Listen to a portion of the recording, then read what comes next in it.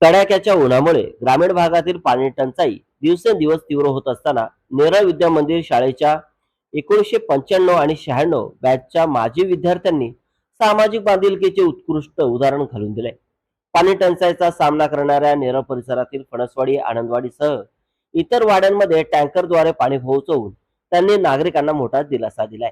एकीकडे वाढत्या तापमानामुळे नागरिकांचे हाल होत असताना दुसरीकडे अनेक दुर्गम वाड्यांमध्ये आजही पिण्याच्या पाण्याची गंभीर समस्या कायम आहे.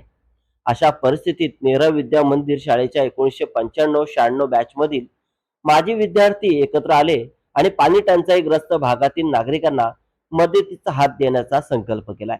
या उपक्रमात प्रीतम गोरी, प्रमोद डबरे, आनंद मरे, संजय गवळी तसे इतर सहकारी विद्यार्थी आणि विद्यार्थिनींनी पुढाकार घेतला.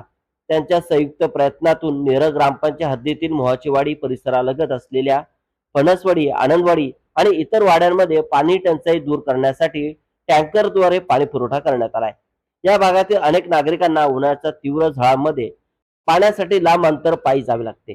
काही ठिकाणी विहिरी कोरड्या पडल्याने किंवा पाण्याची पातळी घटल्याने महिलांना आणि ज्येष्ठ नागरिकांना डोक्यावर हंडे घेऊन पाण्यासाठी वणवण फिरावे लागते.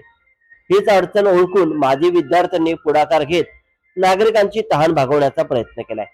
या सामाजिक उपक्रमाचे स्थानिक नागरिकांनी स्वागत केले असून मदतीसाठी धावून आलेल्या माजी विद्यार्थ्यांचे आभार व्यक्त केले आहेत.